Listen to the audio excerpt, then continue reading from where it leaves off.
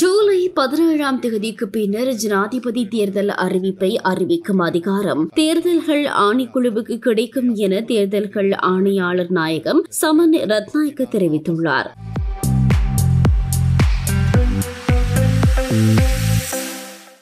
அதன்படி தேர்தல் திகதியை ஆணைக்குழு அறிவிக்கும் என்றும் அவர் குறிப்பிட்டார். கண்டியில் ஊடகங்களுக்கு கருத்து தெரிவிக்கும் போதே தேர்தல்கள் ஆணையாளர் நாயகம் சமன் ரத்நாயக்க இதனை தெரிவித்தார்.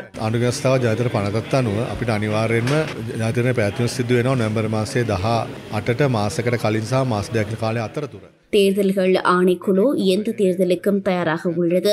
ஜூலை 17ஆம் தேதிக்கு பின்னர் ஜனாதிபதி தேர்தல் அறிவிப்பை அறிவிக்கும் அதிகாரம் தேர்தல்கள் ஆணைக்குழுவுக்கு கிடைக்கும். 2024ஆம் ஆண்டுக்கான வாக்காளர் பட்டியலை இத்தேர்தலுக்கு பயன்படுத்த முடியும் எனவும் அவர் தெரிவித்தார்.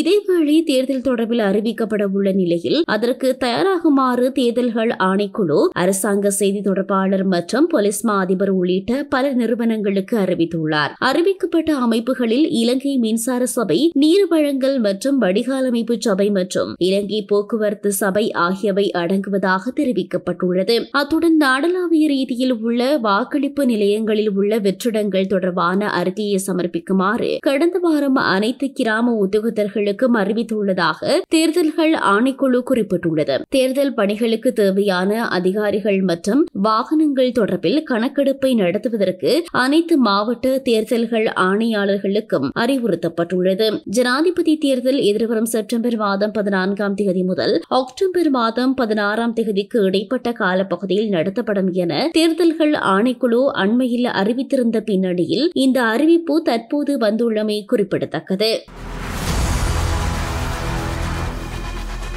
இலங்கையின் முதல் நிலை முதற்கர செய்தி வழங்குனர் வீரகேசரியின் குறுந்தகவல் செய்திகளை உடனுக்குடன் தமிழில் பெற்றுக்கொள்ள டயலாக் வலையமைப்பிலிருந்து REG இடைவெளி வீக்கி என்று பதிவிட்டு 87 960 என்ற எண்ணுக்கு குறுஞ்செய்தி ஒன்றை அனுப்புங்கள்.